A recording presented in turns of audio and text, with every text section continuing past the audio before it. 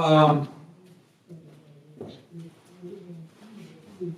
you ever heard anybody predict something that was going to happen? Something simple. Yeah. All right. Like, what if I predicted that somebody would cough during class? Would that be very exciting? Or that somebody would be on their phone during class? Probably that wouldn't even be a prediction. I could guess, all right, and that would be true. But what if, on the other hand, I said that someone would stand up, someone else would come into the class, someone else would sneeze, and another person would cry wolf at exactly 10:27. If all those came true, exactly as I said, you'd have two choices. What would be the two choices you would have as far as what you think happened? Coincidence, James? One would be maybe three choices. All right? I think there's two other obvious ones. Told someone to do it. Yeah, either it was contrived or I was a really good predictor. And I need to be like reverenced as the prophet of the century, right?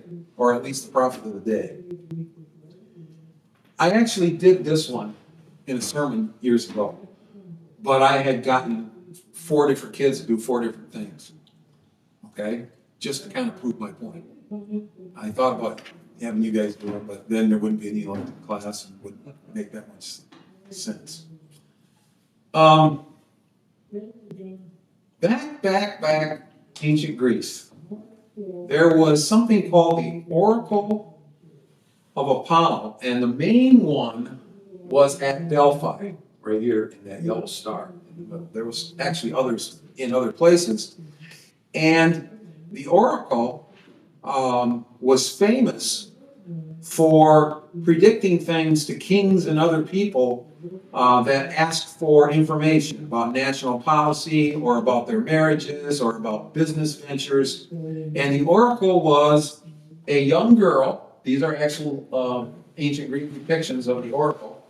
Was always a young girl, and she would be getting her information from something. Is it not on? All right, take this out. Or I said, is it not on? Just checking the focus. You worry me something. She would be asking the questions of something called the python. Right here, you can actually see they have a picture of a python snake, but here the python was actually a person standing someplace where others couldn't see them. We have actually an account in the Bible of something like this happening in Acts chapter 16 with the conversion, after the conversion of Lydia. Paul and Luke are trying to preach, and this young slave girl was getting in the way. And the text says she earned a great deal of money for her owners by fortune telling. Verse 16 says that she was possessed with the spirit of divination. This spirit of divination is actually the Greek word python. So she was an oracle, basically.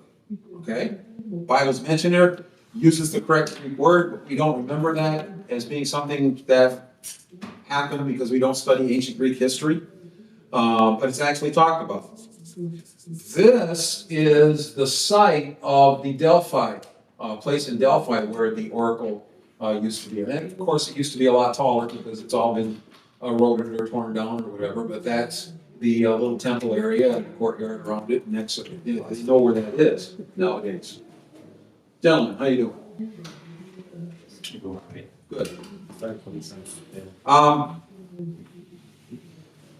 There are hundreds of oracle predictions that have survived until today. In other words, they know a lot of the things that were asked of oracles in the great ancient Greek world. We're talking about from before Christ up into even probably the time of Christ when this was taking place. But the questions were usually asked as a yes or no. And they were vague answers and vague questions that had to be asked in a certain way. So the people at the time believed it, kind of like the modern mystics and that sort of thing. There were people that bought into it, thought that it was correct, and there's a lot more to the story as far as the history of it. If you're interested, you can look it up. Move ahead quite a few centuries, we come to a guy named Nostradamus. Anybody ever heard the name Nostradamus? Yeah. He lived in the 1500s. One of Nostradamus's predictions was as follows. Now, understand that he was known in his time as being a foreseer of the future, so to speak. Right? So this is at least 400 years ago. This is one of his. The ancient task will be complete. From on high, evil will fall on the great man. A dead innocent will be accused of the dead. The guilty will remain in the mist. Other than maybe a couple adults, I don't know if you do or not. Any idea who modern people have said that this is a prediction of? Well, it goes like this. Assassination of JFK. Supposedly from on high was the school depository where he shot from. Great man was JFK. The guilty in the mist was Oswald when he was shot. And I want you to notice that in this situation, how vague it is, and that absolutely no names are mentioned. He did it 400 years ago, so there's no way to pin that on what that he was actually talking about that. But people get caught up in it and they think that's true. Here's another one of his. Earth-shaking fire from the center of the earth will cause tremors around the new city. Two great rocks will war for a long time. The Methuselah will redden a new river. 400 years ago. This supposedly, according to more modern people, predicted 9/11. He is supposedly have been the person that predicted the death of Henry II, the fire in London, which would be like a couple of century or so ago, the French Revolution, Louis Pasteur, Adolf Hitler, Charles de Gaulle, and the bombing of Hiroshima. But all of the predictions that he made were this ambiguous. No names were mentioned, no specifics were mentioned, and people through the ages just take his stuff and say, oh, it must apply to this. There's people that are true believers, right? Moving ahead to some more modern times, this is a lady that I remember. Her name was Jean Dixon. She was supposedly the world's most famous and important and accurate psychic of all times, at least of modern times. She was the psychic, as you can see here. I guess. Anyway, she supposedly predicted JFK being killed. Right? And she also was the one who supposedly predicted World War III was going to come in 1945 or 1954, which it did not. And she was also the one that said that Kennedy, Jackie Kennedy, JFK's wife, would never remarry. And she said that the day before she married Onassis. And she predicted that Vietnam War would end in 1966, which it did not. It lasted a lot longer than that. So the point I'm trying to make is there's a lot of pretty famous places and people that have done predictions over the last 2,000 or probably more years, none of which can be proven, none of which are specific. In fact, they do not follow the Bible's own definition of what a prophet should be able to do. It says in Deuteronomy, when a prophet speaks in the name of the Lord, if the word does not come past or come true, that is a word that the Lord has not spoken and the prophet has spoken presumptuously. These are rules for prophecy. All predictions must come true. All predictions must be verifiable. All predictions must be specific. And fulfillment must be obvious to any reasonable person. When the Old Testament prophets prophesied in the Old Testament, they were very specific. And we're going to talk today about one of them here in just a minute. And then we're going to talk about 4 or 5 more over the next 2 weeks. Okay, so I'm going to give you some very specifics. The interesting thing about the people, the prophets that prophesied against nations specifically, is that the predictions were very specific to that nation. We're going to talk about Syria today, okay? But I want to mention just a couple of them that are coming up. When he talks about Egypt, he nails the prophecy about Egypt, nail the most important parts of Egypt and say they're going to fail, or they're going to change, or they're going to do this or that. When he talks about Tyre, same thing. When he talks about Babylon, same thing. It's specific to that country, not just some general thing that can happen to any country. All right? When it says that Egypt's fisheries are going to dry up, they were the leading and their crops. They were the leading breadbasket for wheat in the world, and their fisheries were known everywhere in the world. But he doesn't make that prediction about Babylon because they weren't. It's very specific to the nation that the prophet is talking about. So the job of an Old Testament prophet was twofold. All right? The primary reason, the primary purpose of an Old Testament prophet was not to tell the future. The primary reason for an Old Testament prophet was to tell Israel what God wanted them to do. He was a spokesman for God that was forthtelling, not foretelling. But along the way, they also foretold the future, and that was a secondary thing for the prophets. Okay? That's not emphasized, I don't think, enough in a lot of Bible studies. Everyone knew the predictions made by the prophets seemed impossible at the time that they were spoken. Each prediction was very specific, and that it detailed something that was impossible to believe about the particular nation that it prophesied against. And these were all dominating nations. They weren't secondary nations that, there's this little dinky country over here, and I think that this is going to happen. These were the major countries. It's like predicting something about the fall of the United States that would be impossible right now. Right? That's the kind of predictions we're talking about.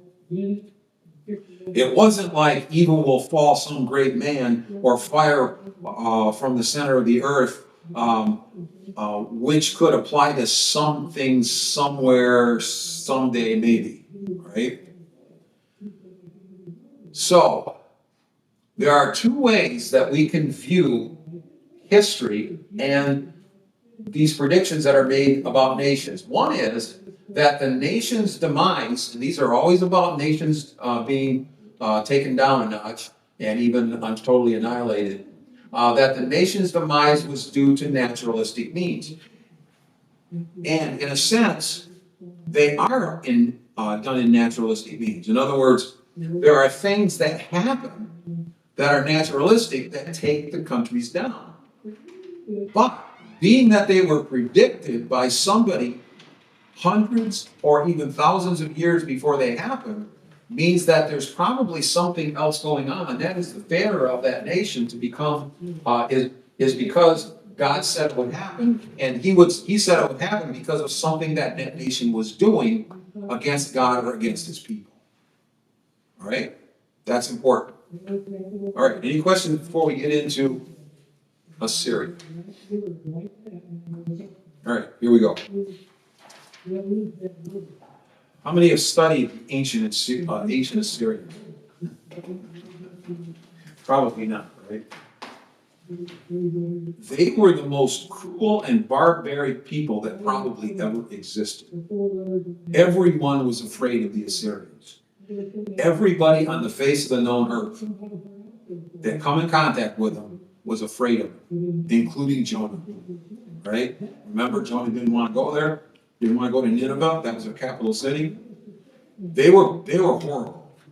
This is only a couple of a massive number of illustrations that they have found by the Assyrians of what they do and did to their captives. Okay?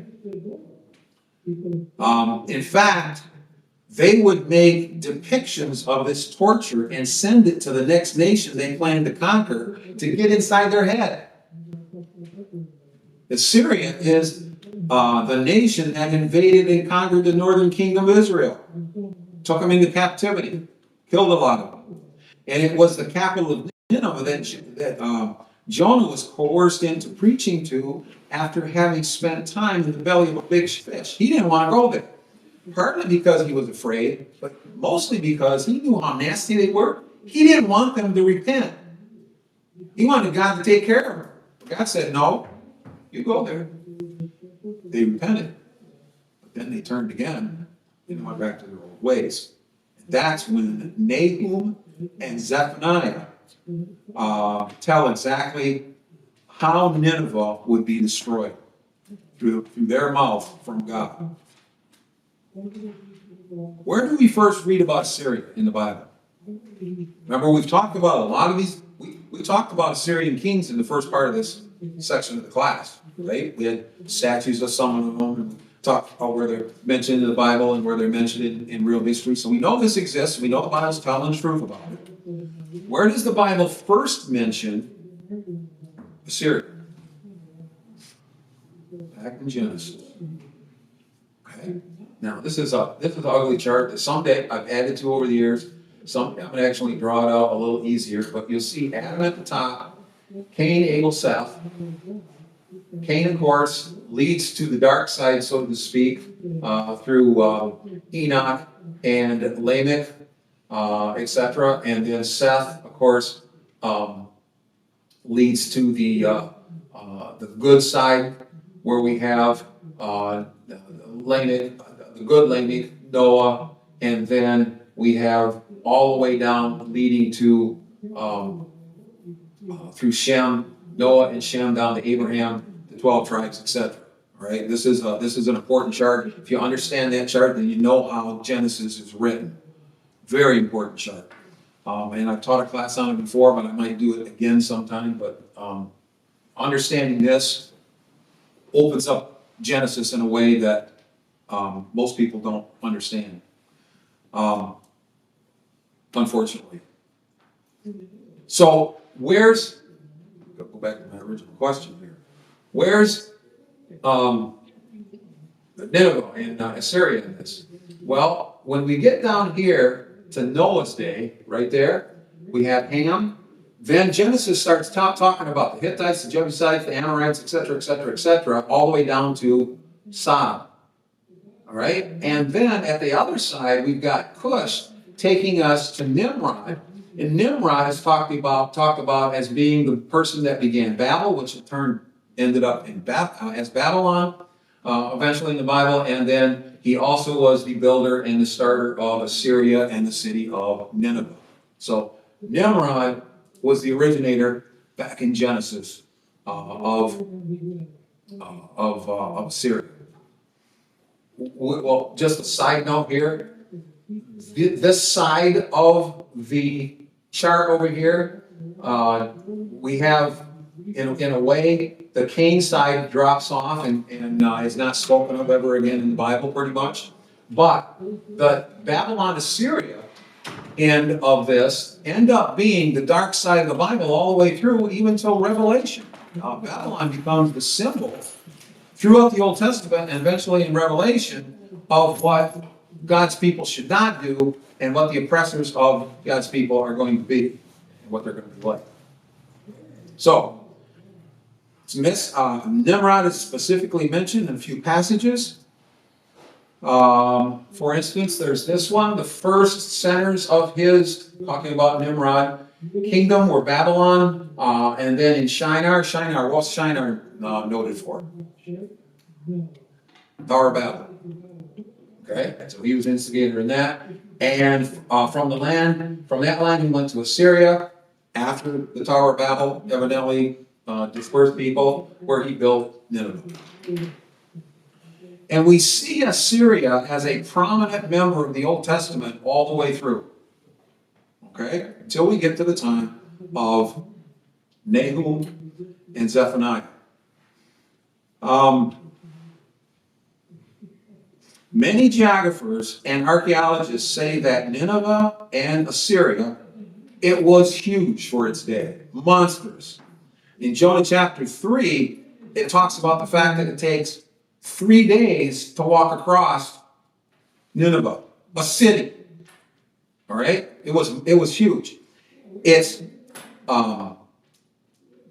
thick walls were like 100 feet high, and they were like 60 feet thick at the bottom and tapered up a little bit as it went up. There was no way to break those walls down. It was impossible for people at the time. They did not have atomic bombs and stuff like that. In fact, the Ninevites named their wall the following: the one which terrifies the enemy. That was the name of their wall. Now it was in Assyrian. I can't pronounce the name.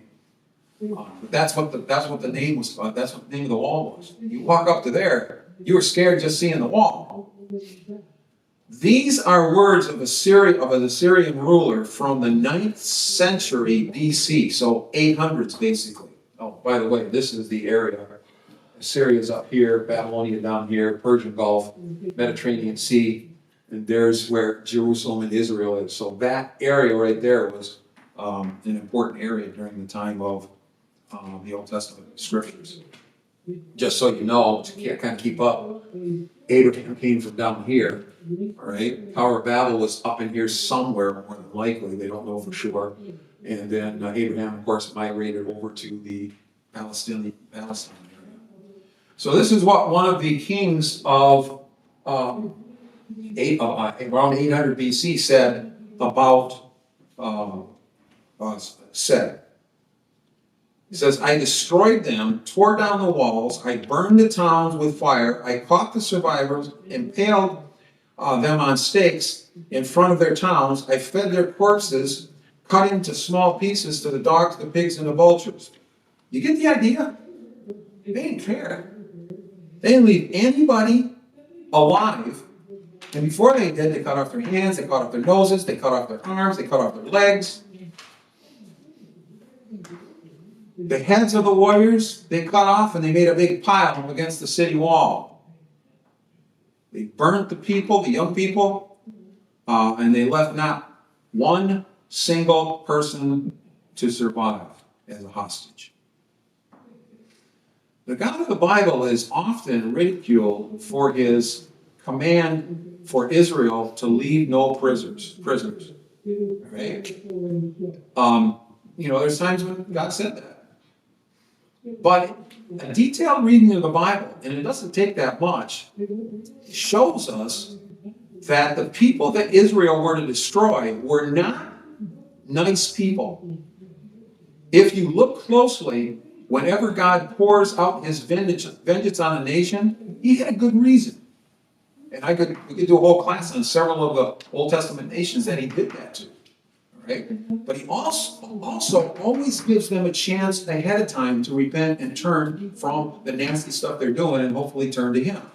He did that to the Palestinian nations before Abraham, when he told Abraham, your people are going to come and destroy the people in Canaan, but I'm not going to do it now because they're not bad enough. I'm going to give them, and he says 400 years to change their minds. But they didn't. So when the Israelites entered the promised land, they had been given ample time, and he said, destroy them, you're taking over the land. And then in the case of Assyria here, pretty easy one, before he did predicted what he's going to predict about Assyria, they were this nasty, he sends Jonah. Okay, time after time, he gives them a chance. So we can't say that God's being unfair. Now, they were pretty well established city. This is what they think that the main part of the city looked like. It was a very beautiful city. Here we have Sennacherib, which we've already talked about in this class, as being one of the kings of Assyria, and he was the king when Hezekiah was the king of Israel. In 2 Kings and Chronicles and Isaiah, he's mentioned. He says about himself, I am the great king, the mighty king, the king of the universe. So not only was he doing nasty things that he shouldn't to other people, he was claiming to be God himself. And so did his son. So,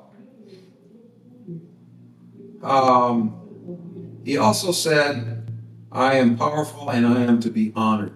This is the background from which Jonah was told to go and preach to Nineveh. It was because of this wickedness that God spoke to the Assyrians through the prophet Nahum. Here is first prediction I'm going to bring up. You will have no descendants to bear your name. What if the United States was told, you're not going to have any descendants? Impossible, right? Would seem. What if Germany was? What if even a major African nation that doesn't have all the communications and stuff and luxuries and things that we have? Seems impossible. This is the most powerful, nasty nation at the time, and they're being told you're not going to have any descendants. In other words, you're going to be totally annihilated.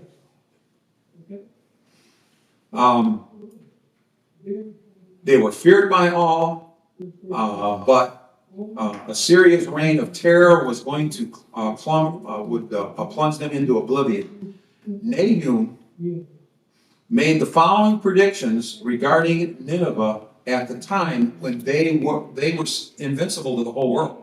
These are some of the predictions. The city would be destroyed with a flood. Nineveh would be burned and her riches taken as spoil. Her defenders would be drunk at crucial times in the approaching war. A horrible slaughter of her leading citizens will follow. The city will remain in ruins for centuries, and Assyria's people will vanish.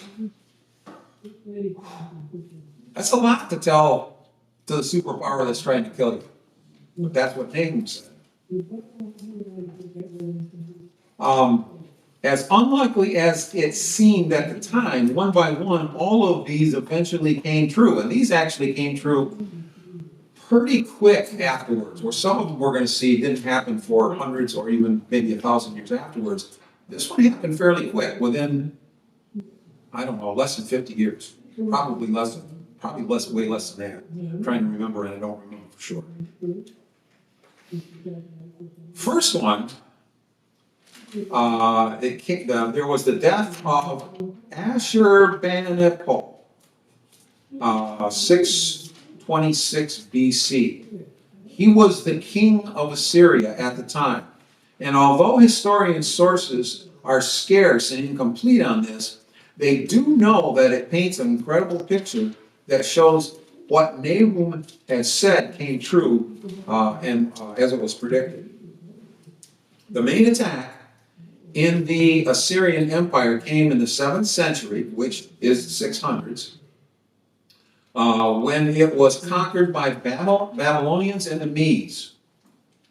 Nahum says, with an overwhelming flood, he shall make an end of Nineveh. Now, there were 3 major rivers around Nineveh, all right? But it wasn't a big deal because that city had been there for hundreds and hundreds of years, and it was built in such a way that the river could not destroy it. Nineveh's rulers over the years had made major precautions to ensure that any kind of floods that come from those rivers would not threaten the walls. The likelihood of Nineveh's destruction by flood was almost non-existent. In fact, they used a joke. They found this in the archives of that city, ancient city, that they joked that their city would be destroyed only when the river itself became their enemy. Well, guess what? It did.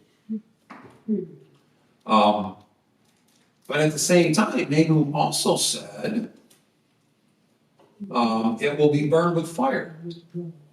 I will burn your chariots in smoke, and the fire will consume the bars of your gates.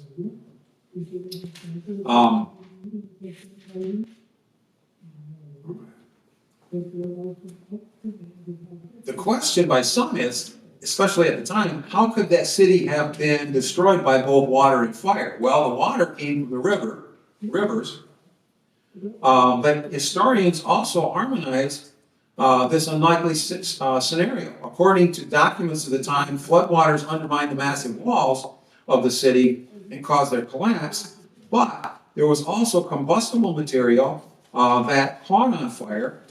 There was large heaps of material that was close to the palace that was usually used for burning corpses, and it went up in smoke. And guess what? The leader of the city, his family, all his gold, all of his servants were inside the protected place when that happened. Guess what happened to him? Gone. Okay?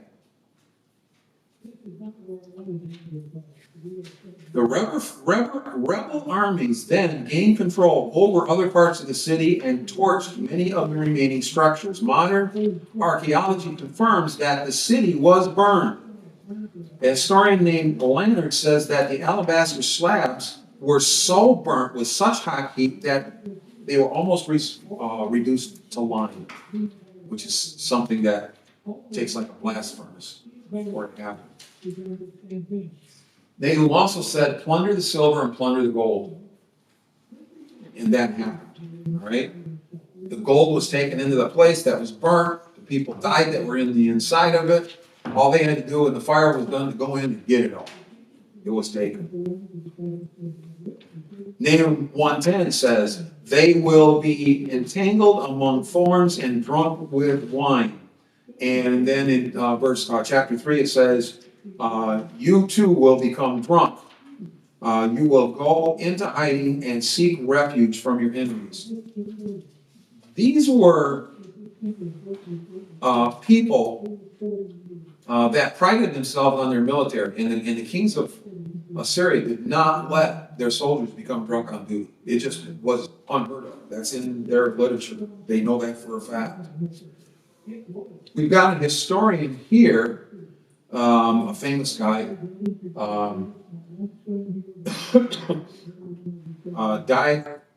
Diardosis. He said this: the Assyrian king, talking about the guy that we just mentioned that got burned up, gave way to negligence and distributed to his soldiers liberal supplies to make merry upon. In other words, they were so confident, he just gave them a free day and gave them a bunch of stuff to drink. They got drunk, just like Nahum said.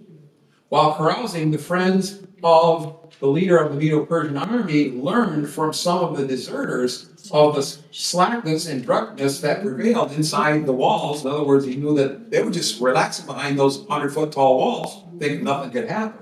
Then the floods came, and the walls fell down. They went in and made unexpected attack by night. How did Nahum know this? This isn't like some great guy, somebody that's great in a new city is going to have this done to him. This is very specific, and it's historically accurate. You can tell that by reading a little bit of history that these things actually came true. Charging cavalry, flashing swords, and glittering spears, many casualties, piles of dead bodies, without number, people stumbling over corpses.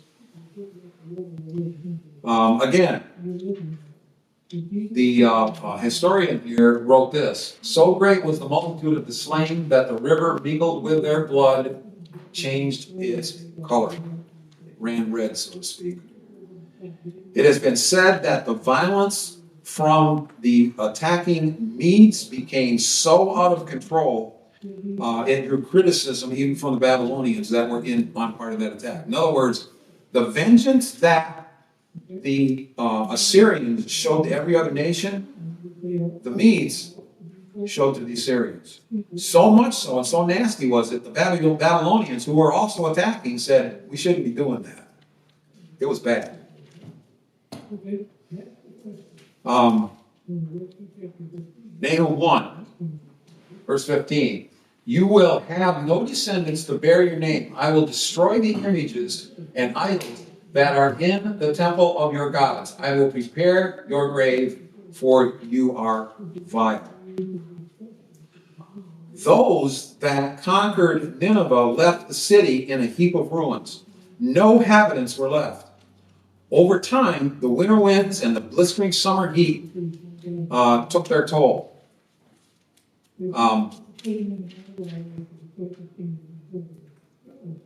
This is a Greek guy that was a historian, and this was probably about, I think, 200 years after the fall of Nineveh that this guy wrote. Or, yeah, after the fall of Assyria and Nineveh, this guy wrote.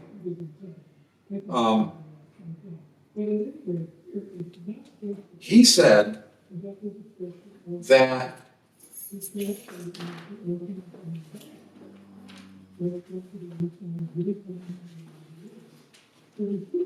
did not realize when he passed by that area. Okay, I was thinking of another thing. When he passed by that area 200 years later, he didn't know there was a city there. He couldn't tell there was a city there. He had no idea. Even in 1776, the year that this nation was founded, which would have been more than 2,000 years afterwards. All right? More than 2,000 years afterwards. It's the end of the American Revolution. Travelers that went to that region saw giant mounds of dirt and they thought they were just hills. 2,000 years later. And it wasn't until the mid-1800s when Napoleon and some other guys started doing some really big archaeological digs that started the modern archaeology, that they actually started to uncover those hills and they found that it was the capital city of Nineveh. Long time afterwards.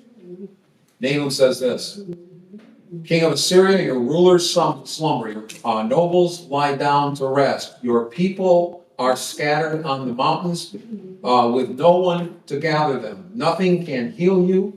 Your wound is fatal.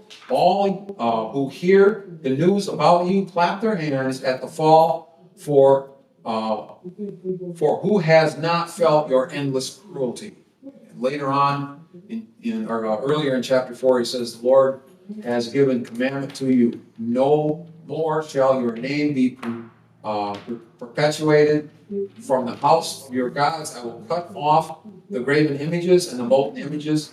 I will make your grave, for you are vile.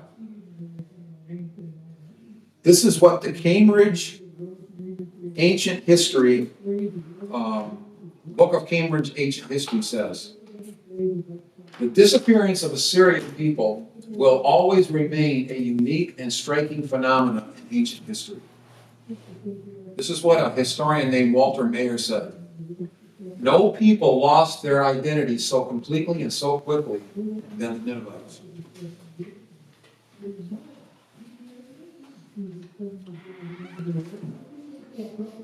To back this up, Nahum wasn't the only person. Here is one of the places that Zephaniah talks about in chapter 2, verses 13, 14, and 15. And he will stretch out his hand against the north and eliminate Assyria.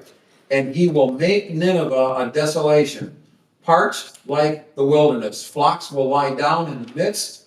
All animals that range in herd, both the falcon and the hedgehog, will spend their nights in the tops of her pillars. Birds will sing in the windows, etc., etc., etc. He's just poetically saying what's going to happen to this nasty, nasty city. Could this simply be bad luck? Could this simply be that natural things happen to the city so that it looks like they were just really unfortunate and all the dominoes fell at the right time? The answer to that question is, yeah, it's possible. But when somebody makes a prediction as specific as Nahum and Zephaniah did, well before this stuff happens, with specific details, and every one of those details comes true one after another and verifiable by historical evidence, it looks a lot more convincing than me saying at the beginning of class, somebody in here is going to use their cell phone before the end of class, right? My prediction is not very believable. The prediction made by these prophets should be very believable. It is an extreme, a situation where the extreme of this is points as evidence that whoever wrote those passages knew ahead of time what was going on. Remember the whole thing we've done since the very beginning, whether it was scientific evidence, whether it was historical biblical evidence, or now we're into some prophetic evidence, all of this has to do with evidence. None of it proves beyond a shadow of a doubt that God is the creator and the Bible is the right book. But when you take all the massive amounts of information that we've done for the last 23 weeks, both internal and external, it starts bounding up to think, there's something else going on here than accident. Okay? Something else going on here except accident. So, this is where ancient Nineveh was, they know now. They've got the front gate. I don't know whether that might be a recreation of it, all right? Did you say I'm it sure. took 3 days? Yeah, reconstructed in the 1970s. But this is the land area where it was. Yeah, go ahead. What did you You say? say it took 3 days to walk across. The city, not Assyria itself, but just the city of Nineveh. It's just, they're- You know, how long did it take to walk across New York City? Not You know, that long. I've been in New York City, okay? It takes a while, but it doesn't take that long. So, a prophecy concerning Nineveh. This is the very beginning of the book. The book of the vision of Nahum. This is what I think happened. All right? Nahum told what God told him to say, and he predicted that, knowing that the Ninevites were not going to repent.